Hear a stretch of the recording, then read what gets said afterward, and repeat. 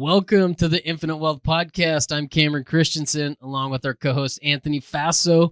We just wrapped up our interview with Connor Boyack. He is the president of Libertas Institute, which is a think tank. And more importantly for us in our application today, he is author of the Tuttle Twins Book series for children. I was originally introduced or found Connor from the Mises Institute. And there was a link on there. I started checking the guy out, and he has a great series of books for children that's all about entrepreneurship, critical thinking, a bunch of really good economics, bunch of really good information. And so I started following him and have bought in several series of his books, and we've read at our house, and I've given it away to friends and clients. And so I was really excited for today. And Anthony, now that we had our conversation with him, what's a takeaway or two that you had? I was excited for this as well. I mean, he's got some great books and some great content.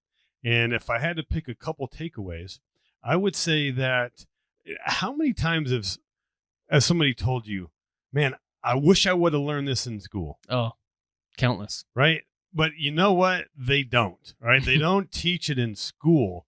So us as parents or soon to be grandparents need to take it upon ourselves, and we need to take an active role in what our kids are learning.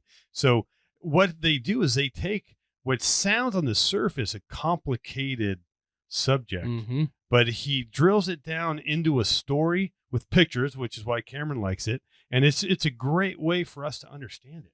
And also, like with our firm, like it's Infinite Wealth, right? And I don't think we really dive into where we came up with the name, but like the wealth part is not just dollars. It's more importantly cents, as more like common sense, right? So we need to understand how money works. And with infinite, meaning that we want to teach these concepts to the next generation. And this is a great way in order to do that.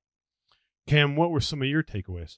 The big takeaway for me was I brought it up in our conversation with him is what I really enjoy about this book series is not only is there a story that comes with the book, but there's also discussion questions at the end. And even more important, there's kind of a PDF and some curriculum that you can also download as well too. But for us, the discussion questions have been great. It's very easy to kind of start a conversation with your kids. And so I enjoy that part of it. But what Connor had mentioned is that he views it as seeds that he's planted. So each one of these books has a different topic that's associated with it. And so, man, you know what? I didn't get interested or wasn't really exposed to some of these topics until I had graduated college. And so I'm excited to expose my children to this. And like you said, man, I have a passion. I want to be able to teach my kids some of this stuff, some of these big concepts that I've learned later in life, but I just didn't know how. And this book series is a great facilitator of kind of starting the conversation, introducing them to it. And Anthony, we've got a little surprise for some of our viewers is that for my kids, I kind of laid out a challenge to them. And I said, hey, guys, if you want to read these, I will actually pay you. Right. I wanted to reward them and give them some incentive. And so Declan has read each one of these, and I have recorded him answering the discussion questions on there. And so we're going to start releasing these one a week. And so we're going to have on our YouTube channel, we're going to have a little kids section, right? So this will be kind of the start off of that. And he's also gone through this book series, but we also have another book that he's going to be doing kind of a video report on. And so I'm excited to kind of build out that piece. And really, man, it's just me documenting my attempt as sloppy as it's going to be, of trying to teach my kids about money and the ways that that I think about money, the ways I look at life. And so for us, it's been really valuable. I tell you what, I'm looking for what I think is great is that you're teaching your kids about economics and principles. And as you're going to see on the YouTube channel, he's also teaching them about good hair. Like Declan has like a nice set of hair on his head, but I will say on this listening to this interview, I did have this feeling, like a feeling of a missed opportunity. How so? Because what he's done with the first series is he's taken works or books or essays and he creates them into a story that is easy to understand. And then it got me thinking is, man, I wish I had a missed opportunity. I wish I would have done that. Because if you remember, Cameron, when we got into this business together, like we would go to seminars out of town, right? Mm-hmm. So we'd spend all day learning about infinite banking. And then we'd go back to the room and you'd be like, Anthony, what's a PUA again? And so I'm really doing the same thing Connor was doing, is breaking this down into a story. And I even had some stick figures and try to do a picture. But so to me, I just saw that as a missed opportunity. But this is going to be a great episode. And these are some great books. So enjoy this episode. Connor, I got to tell you, man, you are a bigger celebrity in my house than I am or could ever hope to be. My son is turning 11, but we've been reading your books for a while now. And we were driving back yesterday from a family trip, and I looked back at him. I'm like, hey, man, I was like, guess who we're interviewing tomorrow? And I said, we're interviewing Connor, the guy that wrote the Tuttle Twins books. And he was super excited. And he was more excited. He thinks this is probably the coolest thing that I've done in my professional career is interview you. You're not the first parent whose street cred has gone up when they tell their kids that they know me. My friends and colleagues will tell me all the time about that stuff, and that's just a whole weird world to me, because I had a kid once that came up at a conference with his dad, and, are you Connor Boyack? And I was like, yeah, like, I'm a fan of your books. I'm like, oh, cool, thanks. And he says, do you have a fan club? I'm like, I don't have a fan club. Can I be the president? Oh man, like, that's cool. All right. That's cool. So the finish that was, I asked him if to take a minute and think about any questions that he might have for you. And so he came back with one. And the question was this, is what inspired you to write these books? Okay. That's a cool question. So my background, recent background anyways, is I run what's called a think tank, Libertas Institute. So we sit around all day trying to come up with ways to change laws, to have a freer market so that people have more freedom, trying to limit the impact of government on people's lives. So I've been doing that now for about a decade. And when my kids were younger, they were 5 and 3, as any good dad does, come home at the end of the day and, hey, tell me about your day. What did you do? Who did you play with? That type of thing. And of course, at this age, they were starting to be curious about why I was gone all day. What does dad do? And when I was faced with those questions, I found that I struggled to talk to my kids about, I could say like, oh, I type on a computer all day, or I call people on the phone, but I wanted to like tell them, hey, how do you talk to an 8-year-old about eminent domain, right? Or a 6-year-old about socialism or whatever. So went on Amazon looking for books that would help, much like when you teach the birds and the bees, there's like 85 kinds of books that will help frame that maybe awkward, controversial topic in an age appropriate way. I thought surely there's going to be something like this for free markets, property rights, justice, individual freedom, and there was nothing. And so that kind of prompted the idea, talking with a buddy of mine, Elijah, who's our illustrator. He had young kids at the time as well. And we both agreed that, there's probably other parents out there like us who also want to talk to their kids about these ideas. And that was the genesis of the idea, born of these kind of conversations with our kids and struggling to know ourselves how to spontaneously have that discussion, and feeling like a resource like that, a fun little story or book, could really facilitate those types of conversations and help the kids learn. So that's how it got started. So what sort of topics do you tackle in these books? So when we got started, we were just doing children's books. Now we have books for teenagers and toddlers and all kinds of other stuff. The shtick with the children's books that we started with is that each of them is based on an original book or essay that's popular, impactful, etc. And so the idea there is that we kind of distill the core ideas from each of these important books, right? You've got Economics in One Lesson by Henry Hazlitt. You've got The Road to Serfdom by F.A. Hayek, Atlas Shrugged by Ayn Rand, The Law by Frederick Bastiat. All of these like very popular, very powerful and important books and essays. And so we distill down from each of these, they're kind of 5 or 6 core ideas. And then we come up with a story through which those ideas can kind of be observed or introduced. But it's really about the story and the setting in which these ideas kind of pop up, and the kids in the book, but certainly the kids reading the book, can kind of more organically learn those ideas rather than like textbook format, like the definition of socialism is, whatever. And so what we do is we plan out which books we want to do, is just try and think of, what haven't we yet covered that kids need to know, that families want to talk about. And so we've got a long list of books for the future of other ideas we haven't yet covered, and we try and prioritize it based on what we think is most relevant and most impactful today. So I'll give you a brief example. The book that we're coming out with next is based off of a book called Crisis and Leviathan by Bob Higgs. And this book was written, I think, in the 80s, cataloging how during periods of crisis, Leviathan, or big government, grows, because we all get scared and we say, someone save us, and the government steps in and says, I'll save you, just give me your freedoms. And Yeah. and so that's a very relevant message right now, of course, with what we're going through right now. And so that topic was down the road, but as we looked at our priority list when we were getting ready for this next book, it's like, no, that's the topic that we need to do now.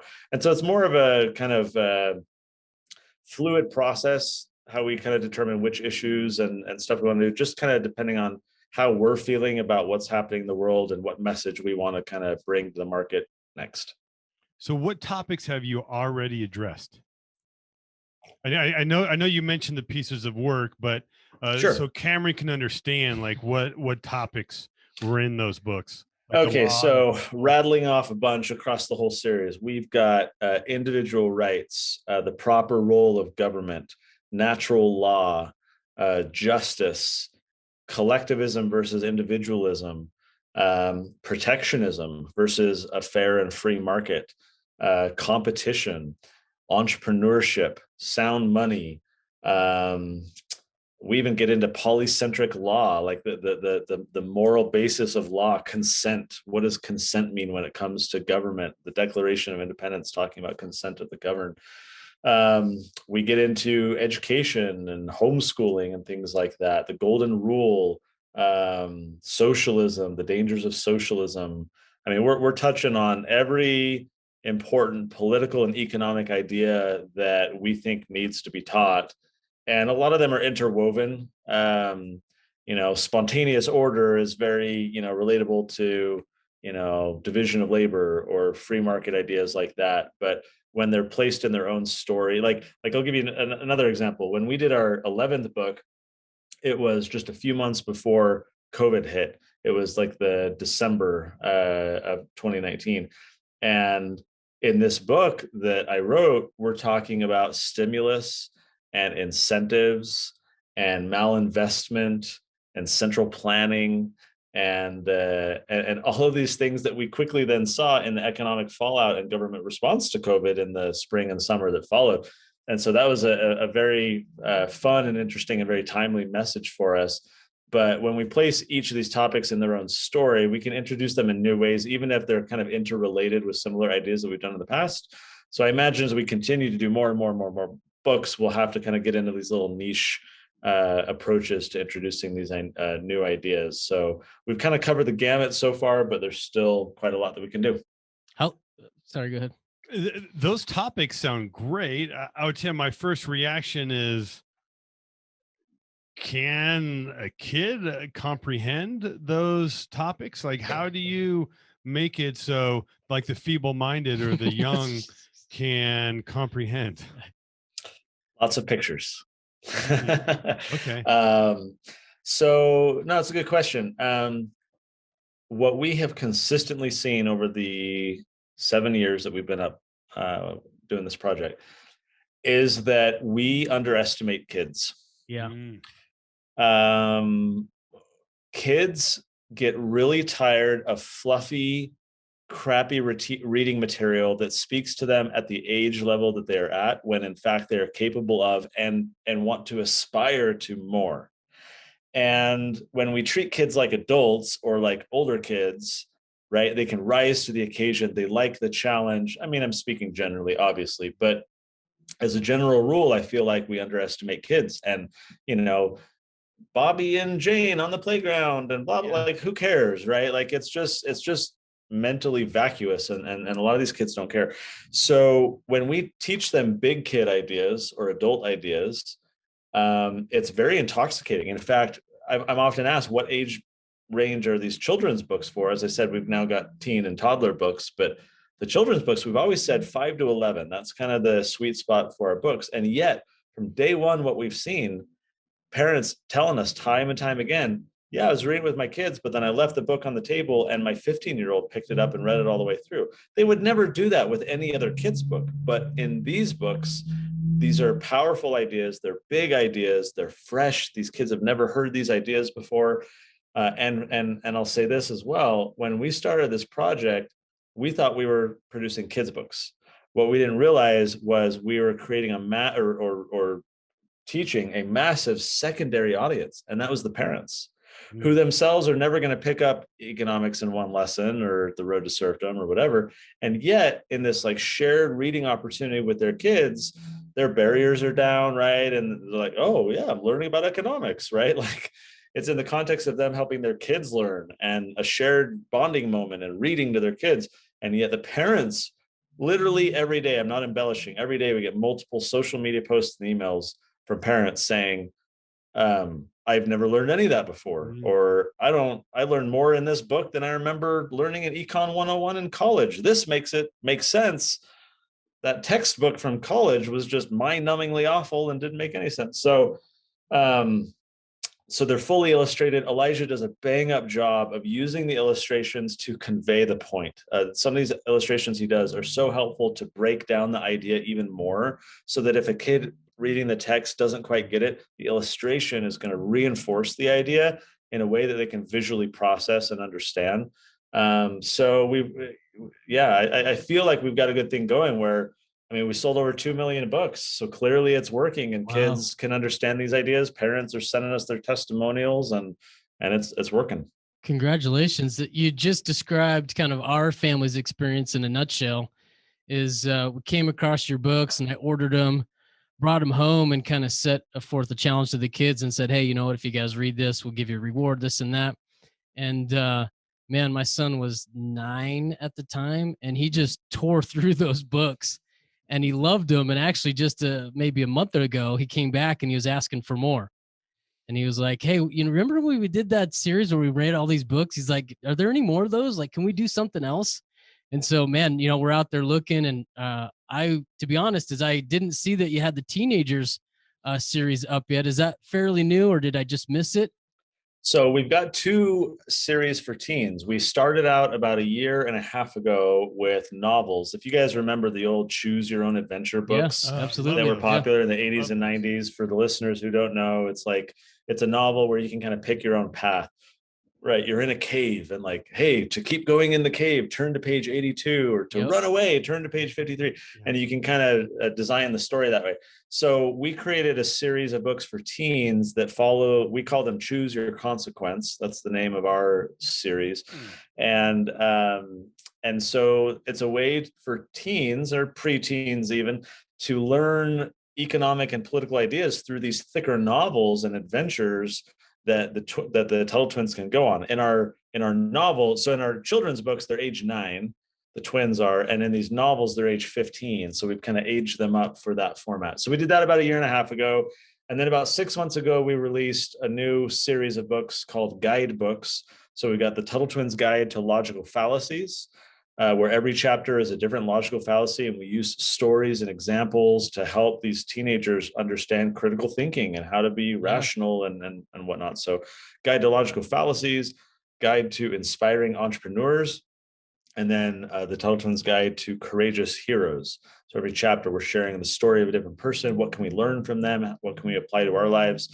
And so that came out just a few months ago. And then just 2 months ago, we came out with our little toddler board books, our ABC books. And so we're really, part of this was 2020 hit. And we realized we've just got to be pedal to the metal, because so many parents are like, the world is crazy. the everyone's woke now. I don't want my kids to be propagandized. Like, what do I do? And so we're just, running as fast as we can, trying to put out more content. So would you say that most of them that are buying this stuff is maybe somebody that's kind of reading bedtime stories, or is it kind of designed around a curriculum that the parent is trying to implement? I would say it's the latter. Definitely. So our audience is about half homeschoolers, half public private school. But even for all of the families whose kids go to school, um, our audience who for those families that send them to school, they recognize that the schools there's two problems, two sins of commission and sins of omission. And what I mean by that, a sin of commission is I'm committing error. I'm teaching you misinformation. I'm indoctrinating you. I'm teaching you wokeism, whatever. That's sins of commission in the school. And then there's sins of omission, which I think are often worse. And that is they're omitting true stuff from American history. They're Yeah. omitting economics, entrepreneurship. They're just not teaching this stuff. And so there's a ton of families out there, of course, who are, for whatever their decision-making process, their kids are in school, but those families recognize that that's not enough. And they can't just delegate to the teachers and think that their children are going to turn out as, successful adults. And so for them, the Tuttle Twins becomes this supplementary material in the home to make sure that the child becomes well-rounded. And yeah, I mean, there's plenty who are doing it as like little storybooks, but most parents that we see, because they're using it as some fashion of curriculum, or at least just a more methodical process than just a book to read, because we've got discussion questions in the back of the book. We've got an activity workbook. We've got a parent guide that goes with each of the children's books. And so a lot of parents are really trying to leverage this as an opportunity for deeper learning and not just a simple story to read. Man, absolutely. I'll jump in there and I'll say that one of the things that I've noticed over this last year with our kids doing kind of distance learning is that, to be honest, my son will wake up and he'll knock out his homework and he's done with it before 7:30 a.m. Right? You're like, what the heck is he doing for the rest of the day? Right? There's so much more time. And so we're looking for other information material to kind of keep pushing him and feeding him. And the girls aren't quite there yet, but right, they're not as eager. You're saying because they're girls? Or? No, they're just not as eager to finish their homework. But man, this has been a great platform, because what I've seen is those discussion questions is, man, they're great conversation starters, and having that story to kind of pick and choose certain aspects of it out and relate to, man, it's been great for us. I would say this is, what are some of the responses that you've gotten from parents, right? Is you've put some of this information out there, have you heard anything back? Maybe, obviously, you've probably got a lot of positive feedback along the way. Have you gotten any negative feedback that was kind of constructive? It's interesting, the limited pushback that we've received. I think that would fall into this idea of, is this propaganda? Are you trying to indoctrinate kids? And to that, I say, let's look at what propaganda or indoctrination actually mean. Propaganda is to propagate something, to propagate information. Certainly in its negative context that we all use it in, like government type propaganda. That's when you're trying to take advantage of someone. You're trying to prey on their fears, their ignorance. You're trying to not have them think critically, but to basically unquestioningly obey the propaganda, right? That's not what this is. Indoctrination, you're trying to teach doctrine. Certainly from a religious context, we understand what that word means, but in the political or economic context, you're trying to teach truth. You're trying to transmit your values to your children, as is the right of every parent to do. And so to the very few people, I should note, but to those who do, call us out for propaganda or indoctrination, why are you trying to teach kids politics? Or, you're trying to get them to be radical capitalists at a, young age, whatever. To that, I say, like, kids are sponges and they're absorbing this stuff right now. And if you think that your kids aren't getting exposed to political, economic ideas in school and in the media and from their peers, even at a young age, you're dead wrong. Just 2 weeks ago in my community, there was an elementary school that got busted because a parent was in there picking up their kid and saw all along the wall, this is an elementary school, all along the wall were the letters printed really big, A, B, C, D, right? And below each letter was a word that began with that letter, right? You'd think A is for apple, B is for bear, whatever. Okay, W was for woke, S was for social justice, Y was for yes, we can, which of course has no political connotation at all from Mr. Obama. I don't remember some of the others. This was this like politically oriented thing for these little kids, teaching them this like leftist activist. And look, if that's what your family believes, if that's what you want your kids to believe, that's fine. But the point is that there's a lot of parents out there who don't want their kids absorbing that type of stuff. And for too long, these parents have been ignorant of that. Like you cannot win a war that you do not know is even being fought. If you think that things are fine and the schools are great and like no problems, like my kids are going to learn reading, writing, and arithmetic, if you don't understand that there's this ideological effort to reach even young children with these ideas, then you're going to lose the battle. Like you just don't even know that it's happening. There's a great quote from a Christian pastor. He uses this in a religious context, but I'm going to apply it here to our political and economic context.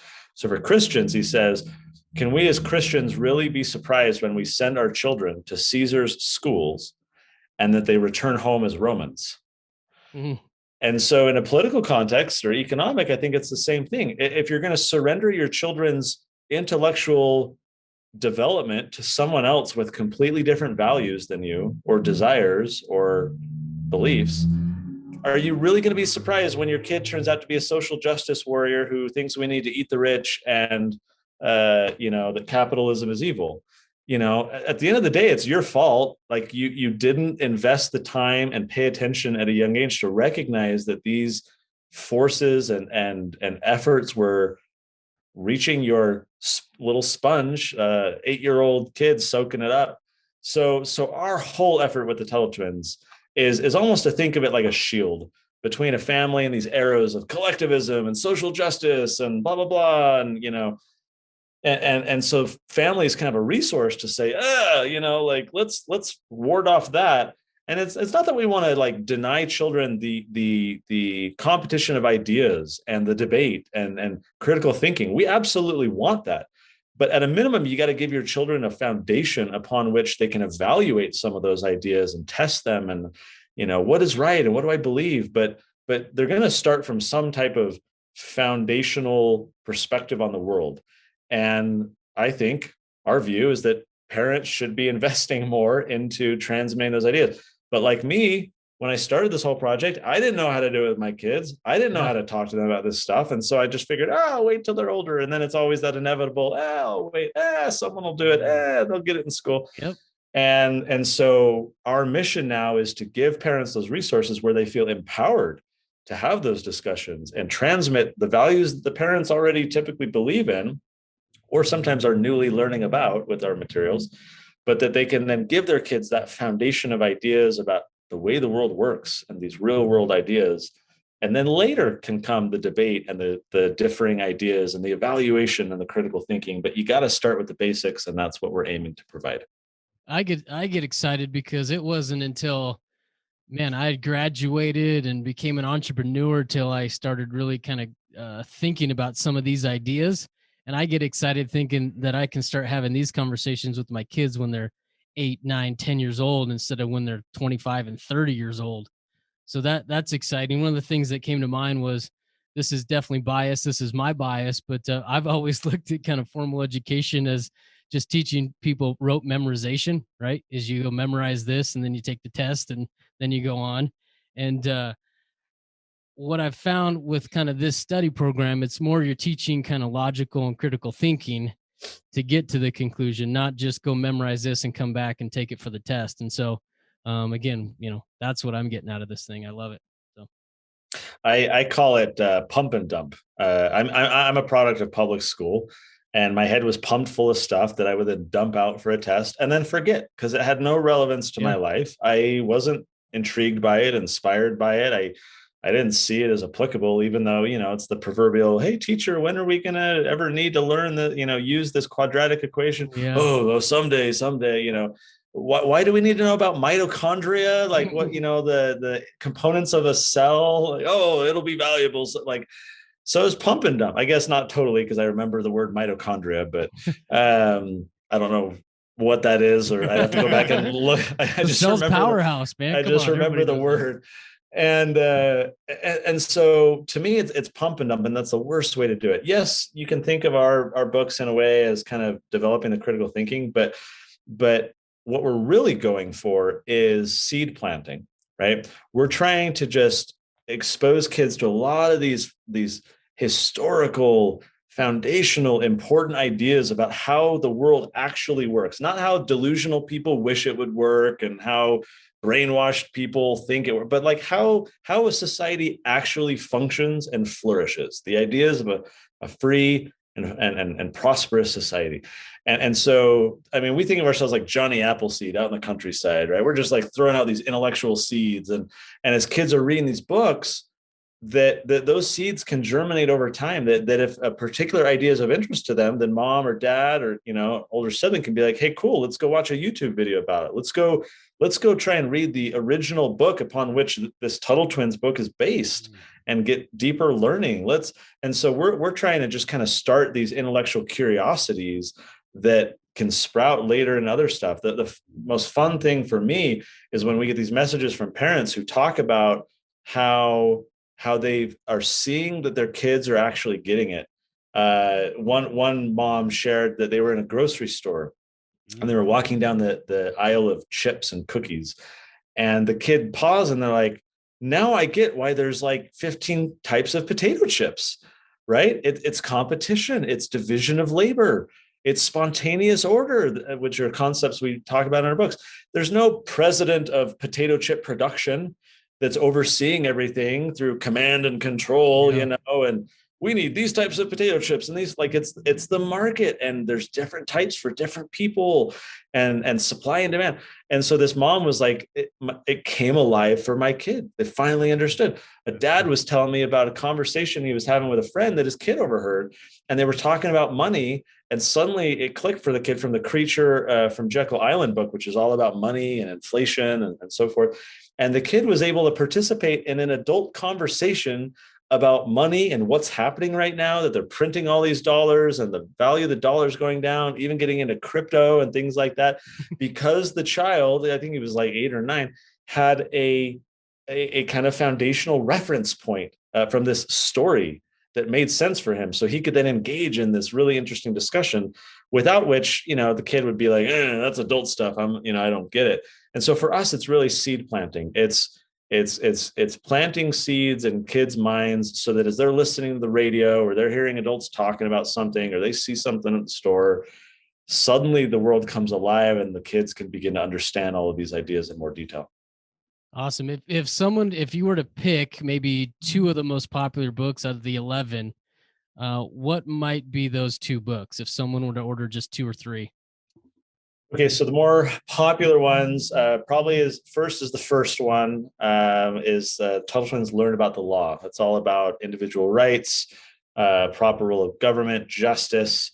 Probably popular in part because when people are considering reading a series of books, they start with the first. Yeah, it introduces the twins. It kind of gets the ball rolling. But also, it's one of our more meaty books. When Elijah and I did that book, we didn't know that there would be a series. We didn't know that people would buy this book and prompt us to then like, oh yeah, let's do another one. And so we made sure that book is like power punched, full of good stuff. So other than the fact that it just happens to be the first, it's also a very popular one for its content. So I'll mention 3. The second one that I'll mention is the one I just referenced, Creature from Jekyll Island, which is all about money. That one has increased in popularity. Originally, it was popular in part because it's got like this scary creature in it. Yeah, and kids kind of liked that. None of our other stories really have that kind of darker. It's not dark, but like sinister. Mystique, Yeah. And so initially it was popular for that reason. Now its popularity is largely because of what's happening in the economy, and parents are like, oh, I need that book to go talk to my kids about why our savings is being devalued and why they're not going to get an inheritance anymore. Just kidding. But so So that one is the other one that's really popular. If I were to pick a third, I would probably say this is our 10th book. It's The Education Vacation. This book is all about how we learn, how children learn. I've just mentioned the pump and dump as one example in the book. So this is based off of John Taylor Gatto, who was a longtime education reformer and award-winning public school teacher turned homeschooling advocate and public school critic, because he was in the trenches and he saw all these problems. And what he and others talk about, what we talk about in the book, is that education is so often treated as this conveyor belt. All children are put on the beginning of the conveyor belt, and you take this class, and then you learn this thing, and then you learn that, and you all have to turn out the same. And then we're going to grade you at the end like we grade meat. Is this grade A or grade B or whatever? And whereas the way humans actually work, not in this fake schooling system that's a recent invention in human history, but the way humans actually learn is more like how agriculture works, how plants grow. So we use this as a part of the story in the book. But if you think about how plants grow, right, there's this seed that has so much potential in it, and you don't dictate to the seed what it's going to become and how it's going to grow and force it to be a certain color, type, or size.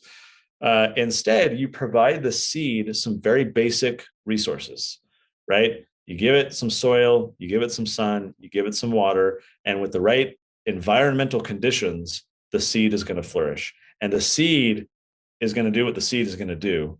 We don't control it. It has kind of pre-programmed, if you will, what its potential is. Children are much the same way.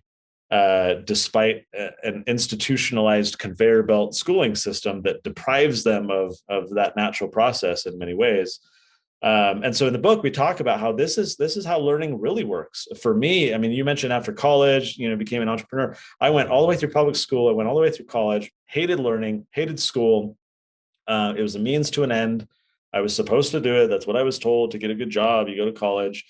And it wasn't until after college, when I had freedom, when I had free time and mental energy to think about what I wanted to learn. Mm-hmm. Of course, I could have done that during the summer in school, but I was so fatigued with learning all that stupid stuff that I didn't care about that I wasn't going to go spend my free time learning. Like, I was burned out. But when I got all the way through college, at the end, I found myself being curious about things, and then I would go read them, and I would want to learn more, and I would go down deep rabbit holes and just read. And I loved it. And it was because I had freedom, and I could take time with my curiosity and follow it wherever I wanted, rather than ringing a bell after 45 minutes. Stop learning that thing. Let's go to the next subject, and get bullied as you go down the hallway, and, So anyway, so that is the third book I would mention, because so many parents, especially with COVID, I think, have woken up to the fact, as you say, your son is getting done with homework, before breakfast. Like, why are kids sitting in chairs for 7 hours a day to learn things that they can learn in 30 minutes or 2 hours? And so many parents have been kind of shooken awake, I feel like, in the past year, to recognize that the status quo needs some changing. And if your kids are going to public school, fine, but recognize that changes are needed. And if nothing else, you got to supplement at home, recognizing now some of the deficiencies of the current system. And you got to kind of hedge and make choices that are going to benefit your kids, because just letting them sit on that conveyor belt from beginning to end is a disservice. It was to me. I now recognize I had to wait till after college to have all this develop. I don't want that for my kids. I want them from day one to be able to find out what kind of seed they are and how they're going to sprout. So out of curiosity, you referenced 2 million books sold. Congratulations on that. Yeah. How long have you guys, when did you guys start this, and what has kind of been the trajectory? Is it, an even 2 million over the last several years, or has it been just an explosive growth? No. So we started in 2014 with our first book. Last year in 2020, we sold 1.3 million books, which was more than all past years combined. So, we started extremely small, slow progress. And then it's like one of those, if you look at the Bitcoin chart, right, it's kind of like what Bitcoin looks like right now. There's almost logarithmic curve. going up to the asymptote. So I also remember what an asymptote is. It's that vertical line in a chart. That's all I remember from being drilled in my head. So no, last year was explosive for some of the reasons I'm mentioning. So many families were like, "Oh, what do we do?" And and so we have seen a huge upswell in interest.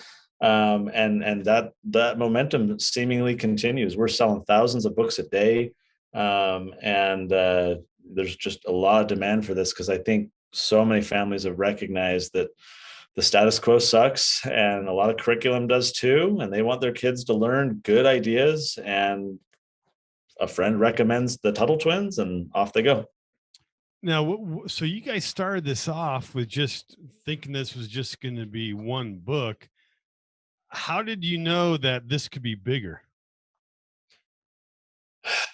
At first we didn't. I didn't have vision. I didn't really foresee where we'd be at now. I mean, we're making an animated cartoon series now. We did a crowd equity raise. We became the largest funded kids media project in the country.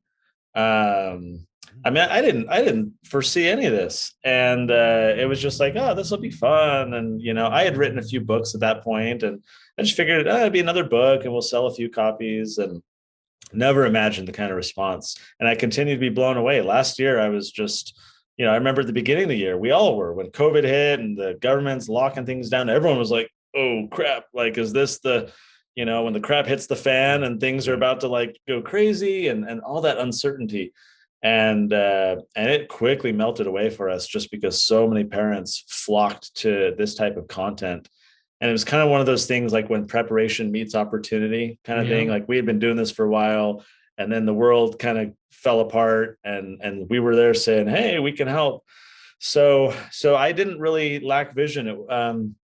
When we published our third book, things changed for us, because then in people's minds, we were a series of books. Whereas before that, it's just like, oh, have you got the Tuttle Twins book or these couple books? But there was something psychological in people's minds about 3 books. That is when things really started to hit an uptick. Nothing like 2020, but comparatively to where we were before, things started picking up after book 3. And slowly but surely, I started to see like there's a lot of potential here. And it's more been along the way. We get a lot of feedback from readers, and a handful of the projects that we've launched have been ideas from our community that they've said, hey, have you guys ever thought about X, Y, or Z? So I've had to really recognize in myself that I need to think bigger. And there's so much potential here. There's such a market void. We kind of have a monopoly on this format of content and community. And so we're trying to take advantage of that and just put out a lot more content to serve our community. Awesome. I had one other question, but what would you say is your biggest obstacle as you guys are growing? Well, until recently, it was big tech. With all of the Trump stuff, they shut down advertising for mentioning socialism or capitalism or politics or freedom. And so we use a lot of paid ads to reach people and help them see what we're doing. And we were getting crushed. I mean, because some of our best ads were talking about what we teach, which is the dangers of socialism and the benefits of a free market and individual liberty, and not being able to advertise with those like keywords and stuff like that. It was really difficult.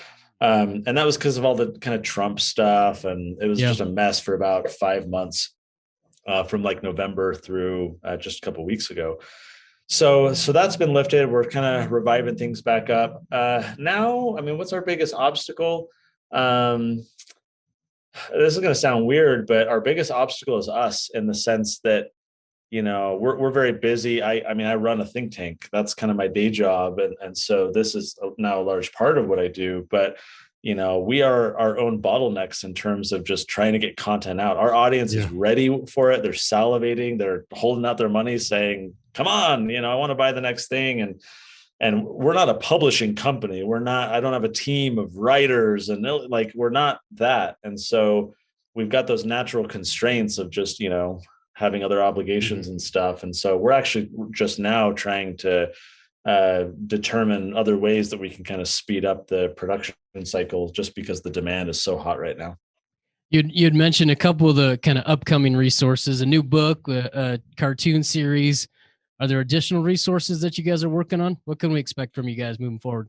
Yeah, I mean, more of the same. We're going to do more kids books. We're going to do more teen books, more toddler books, more curriculum, and the cartoon is like a big flashy new project that is a whole beast of its own. And so for us, it's really just more books on more topics. And what's been newer in the past year or so is these alternative series, like for the teens and the toddlers. But now that we've spun off these additional formats, we're just going to keep doing more books within each of those formats for sure. Awesome, man. Where can our listeners find you at, Connor? So the easiest place is TuttleTwins.com. We got all of our stuff there. TuttleTwins.com/products, where we hit the little products link at the top. That's where you can see all of the stuff we got, those teen books, the toddler books. You can reach out to us. We're all over social media. If you like spicy memes, then go follow Tuttle Twins on Facebook or Instagram. We have a lot of fun there. I do. Those are hilarious, by the way.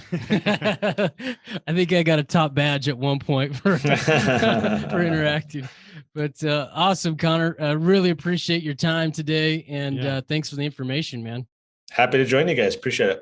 Absolutely. Yeah, keep up the good work. Like we need this education content, so we'll keep at it. Appreciate it. Okay, awesome, great. Thanks, Connor. Now go make it a fantastic day. Take care. Man, that was good, Connor. That was great, man. Thank you.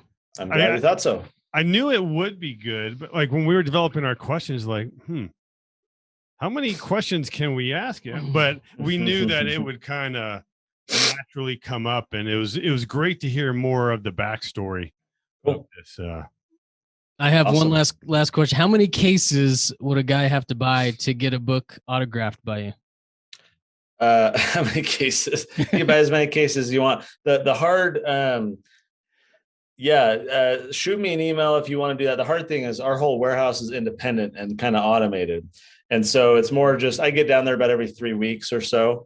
And so if you just shoot us an email, and we can try and arrange it so that I can, next time I'm at the warehouse, I can sign one and leave it for them and say, typically what we'll do is someone will place an order, and they'll have already emailed me to say, hey, I want this one signed. And so they'll hold the order until I, can get awesome, there.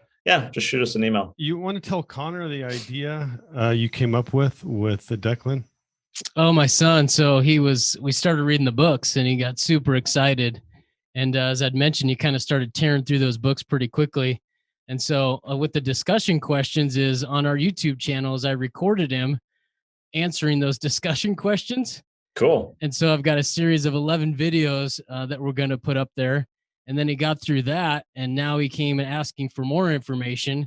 And so I'm going to order the teenage books. And so we're just going to continue with that theme and have him do just some kind of video book reports, I guess, and add it to our YouTube channel. That's awesome. I love that idea. Yeah, he's That's super good. excited about it. So very cool. We'll tell him I say hello and keep it up. Will do. Okay. Awesome, Connor. Thanks, my friend. We wish you the best. Okay. Happy to help. Talk to you guys later. Thanks, Connor. Bye.